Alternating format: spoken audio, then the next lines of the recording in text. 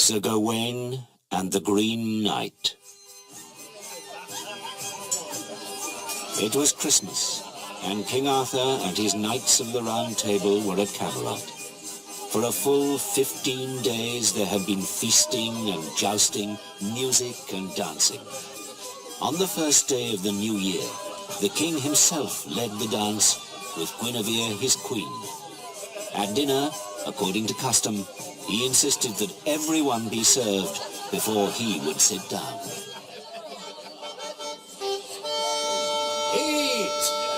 Drink! Enjoy yourselves! But Lord Arthur, surely you will join us? No, Gawain, I will not eat. Not till every last person has piled their plate high with whatever they like. Yet, listen to me. Good food, fine wines, the company of friends, they are all very well. But something is missing. Something to complete our feast. Perhaps a story, some kind of challenge, or an adventure. No, I swear I will not eat until I hear of such a thing.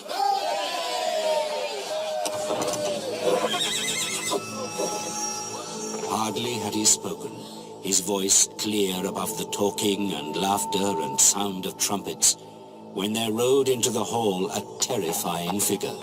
A giant of a man, massively built, whose vast limbs, even his hair and beard, were a brilliant green. He wore a green tunic, and from his shoulders hung a richly embroidered cloak trimmed with green fur. The saddle and bridle of his horse were of green leather studded with emeralds, its mane and tail plaited with green silk. Holding in one hand a branch of holly, and in the other a huge axe, the green giant rode up to the banqueting table. Which of you is the king? I am the king. Arthur is my name. Arthur, your fame is great. You are counted the most noble of men. Your castle the finest in the land. Your knights the bravest in the world. These things are well known. What of them? As I say, this court, these knights, the finest, the noblest, the bravest. But what if? What if that weren't really true? What if you, Arthur, and all your fine knights here, what if you're not really as good as you think you are? What then? If you doubt this court, offer us a challenge. You'll not find us wanting. And challenge you I shall, but not as you expect. I wonder, is there a man here brave enough to exchange blows with me? Think of it as a Christmas game. The rules are these. Today I will receive a blow from any man brave enough to take my axe. But in exactly 1 year's time, he must allow me to return that blow. No one spoke. The Green Knight turned in his saddle and held each in his gaze. He waited to see who would be the first to rise, but no one moved.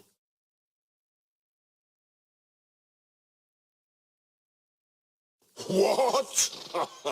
Is this the court of King Arthur? Are these the Knights of the Round Table? Where's your courage now, eh? Where's your honor? Is there no man here dares to join me in my Christmas game? You shall have your foolish game, and you shall learn the folly of it. I shall take you on. Good. Good. That's more like it. Get down from your horse, sir, and give me your axe. I shall give you the blow you have asked for. About time. Here, take the axe. And I shall get ready to take your blow. Lord Arthur, please, let me speak. What is it, Gawain? Please, let me take up this challenge. I have not yet had a chance to prove myself. I beg you to grant me this favor. Noble Gawain, take the axe. Strike your blow boldly. Sir Gawain, you must swear that in exactly 1 year and a day you will seek me out and allow me to return your blow. I give you my word. Good. Come on then. Let's see what you're made of. Then the Green Knight knelt at Gawain's feet. He parted his long green hair to lay bare his neck, while Gawain gripped the axe firmly and raised its shining blade high above his head. He summoned all his strength, and then down came the shining blade, striking the Green Knight squarely on the neck with all the force Gawain could muster.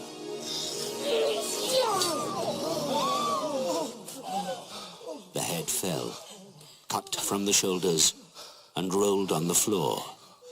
But the Green Knight never faltered.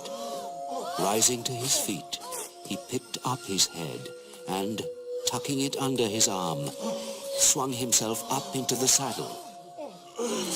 As he passed Gawain, the head turned and regarded him solemnly. Remember your promise, Gawain. Meet me at the Green Chapel in 1 year and a day.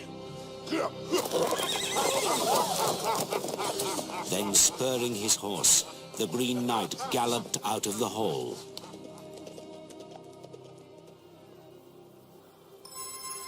Nearly a year passed, and the time came for Gawain to leave Camelot in search of the Green Chapel. At dawn, Gawain's horse, Gringolet, was standing ready for the knight to mount. Brandishing his shield, Sir Gawain drove his spurs into Gringolet's side, and the sparks flew from the horse's hooves as they struck the cobblestones of the castle yard. So Gawain set off on his great adventure.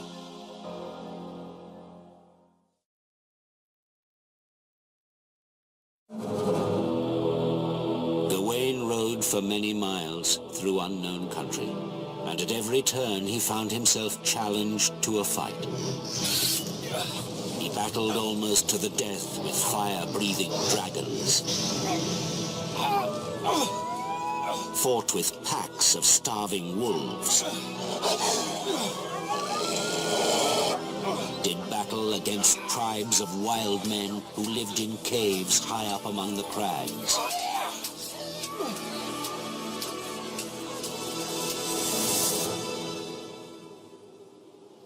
And yet Gawain suffered less from these constant trials of strength and courage than from the pitiless winter. The sky was dark with snow and the roads hard as iron.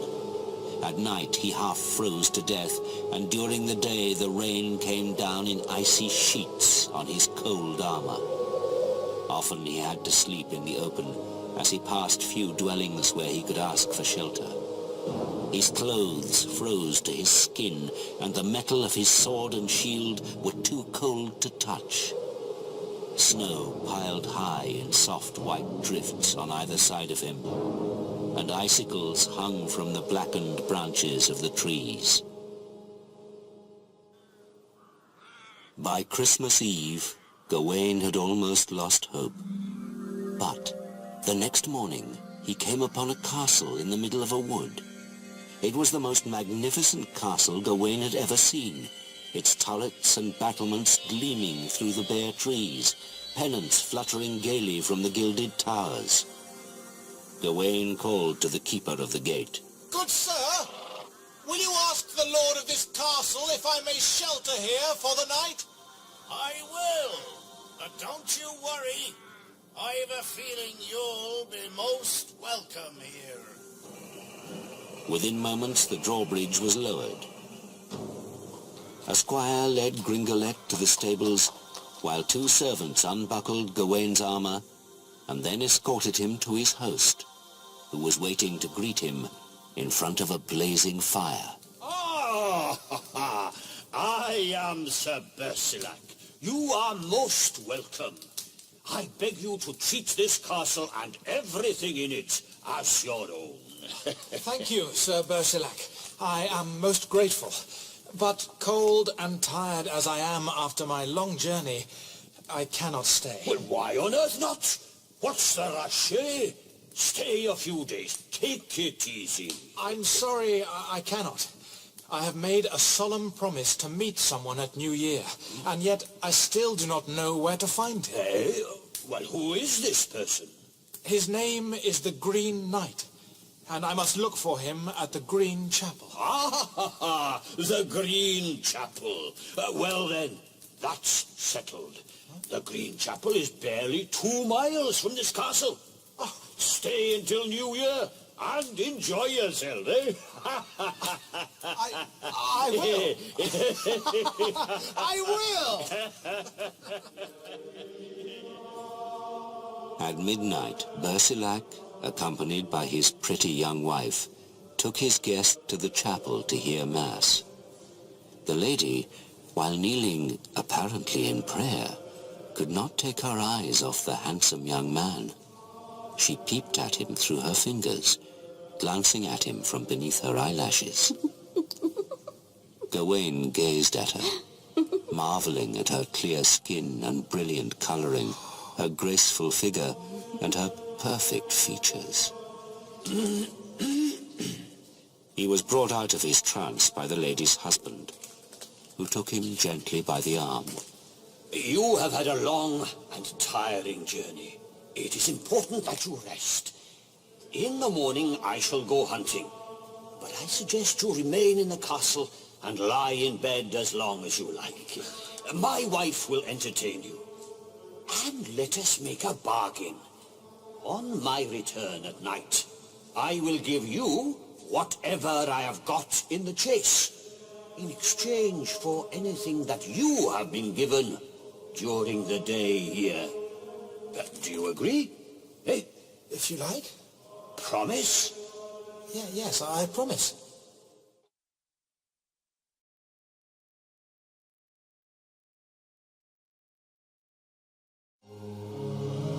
The next day, Bersilac left at dawn, while Gawain lay sleeping until nearly midday. He was awakened by a tiny noise. With one eye, he saw the door open, and the lady of the castle tiptoe towards his bed. Embarrassed, Gawain pretended to be asleep. The lady came closer, then sat on the end of the bed and watched him, waiting for him to wake. After a while, realizing she had no intention of leaving, Gawain opened his eyes. Oh, good morning, Sir Gawain. Madam, good morning. I have come to entertain you. I shall keep you in bed, and you must do whatever I say, for I hear you are known throughout Christendom for your honour and courage, and this is my only chance to have such a famous knight to myself. Madam, you are very kind. I am certainly not the hero you describe. But if there is any honourable way in which I can serve you, I will be proud to do so. Most ladies I know would rather have love than brave deeds. Madam, your husband, my host, I cannot betray his trust. The lady looked away for a moment. Then she smiled and chattered on of this and that, until at last she got up to go. I see there is no hope for me, so I shall leave you in peace. But before I go, let me have something to remember you by. You cannot refuse me so small a thing. Alas, you deserve more than I can give you. I brought nothing with me except my horse and the clothes on my back. I have neither gold nor jewels. Truly, madam, it saddens me that I have nothing worthy of you. Then I shall give you something. Here, take this. And slowly she untied from her waist a green silk belt and offered it to Gawain. Any man who wears this magic belt will be kept safe from all harm. But if you take it, you must promise me, do not tell my husband. Gawain stared at the belt, and at that moment it occurred to him that if what she said were true, he could not be hurt by the Knight of the Green Chapel. So he agreed to take it, and as she put it into his hands, she kissed him, and made him promise not to tell her husband about the belt. Feed the dogs and stable the horses. When Sir Bersilac returned from the hunt that evening, Gawain went to meet him in the hall of the castle, where a great fire blazed in the hearth. Welcome, Sir Bersilac. I hope you had a good day's hunting. Never known a day like it. In the saddle, dawn till dusk, and hardly a thing to show for it. Whatever we've got, you're welcome to it, and much good may it do you, eh? Thank you. And what about you? How have you fared today? Have you got anything to give me? Gawain paused, as if he wondered for a moment what he should say. But then he said, I too have fared poorly today. I have nothing for you but this. And putting his arms around Sir Bersilac, he kissed him on the cheek. What? Nothing but a kiss? Nothing. Well, better luck tomorrow, eh? Time to eat. Come on. I haven't had a bite all day. Then the whole company spent a roistering evening, singing songs and telling stories, and Gawain thanked his host for all his hospitality. They embraced in pledge of their friendship, and before parting for the night, Bersilac promised to send a servant to accompany Gawain to the Green Chapel.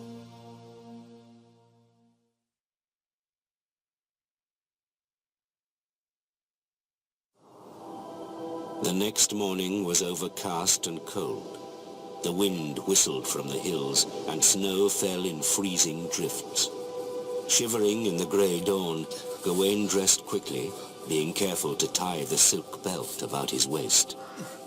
He mounted Gringolet and clattered over the drawbridge, followed by his guide.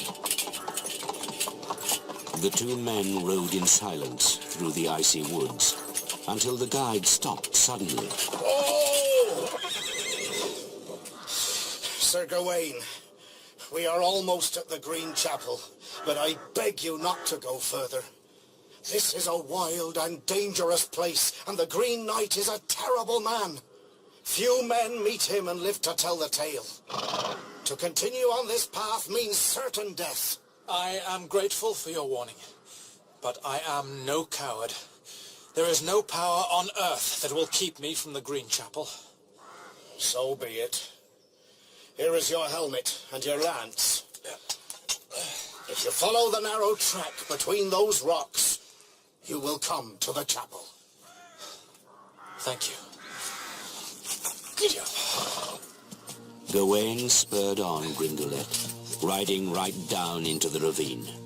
But he saw no sign of any dwelling, only great jagged boulders rising up on either side. Then he caught sight of a grass-covered mound.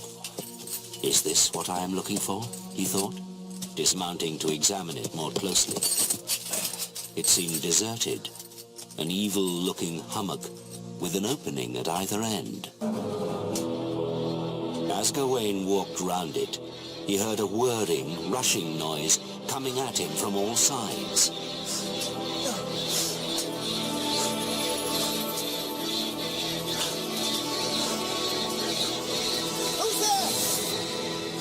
Gawain turned, and there, above him on a grassy mound, stood the Green Knight, clasping in his hands an enormous axe. The great head of the axe he held to a grindstone, and as the stone turned, the sharpening blade made a rushing, whirring din which filled the air. He stopped his work and called out, "Stay where you are, and stand to receive the blow which I promised you." Then slowly he came down towards Gawain, whirling round his head the great axe, its shining blade honed to a deadly edge. "Welcome, Gawain. I see you are a man of your word. This time a year ago you struck a blow at me. Remove your helmet. Now it is my turn to take aim at you." Obediently, Gawain took off his helmet and knelt before the Green Knight, his head bowed. Then, with all his strength, the Green Knight brought the axe whistling down. But just in time, Gawain shrank slightly to one side so that the blade missed him by a hair. "What? Are you afraid? I never flinched when I knelt before you. Surely you are not such a coward." I shall not move the next time. If my head falls to the ground, I shall not flinch. Good. Now I shall put to the test the courage of one of King Arthur's famous knights. Now I shall see what kind of man you are. Stop threatening me and strike your blow. You have my word. I shall not flinch. Up went the axe again, and then down it flashed on the white skin of Gawain's neck.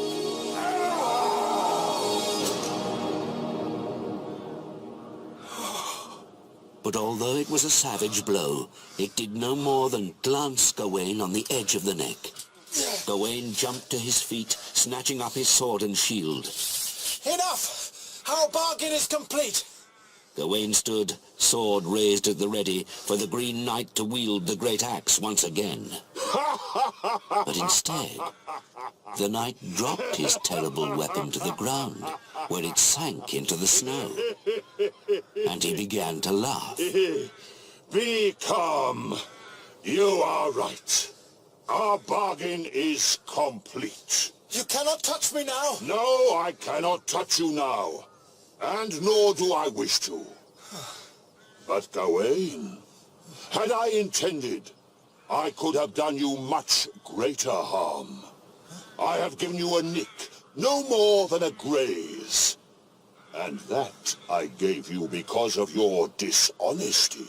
My dishonesty? You wear a green belt around your waist, given to you by my wife. Your wife? But I... When you stayed at my castle, you made me a promise to give me anything you received while you were there. But you broke your word. Your castle? But that was the castle of Sebesilac. You are right, Gawain. To some, I am the Green Knight. But no! That I am also Sebesilac.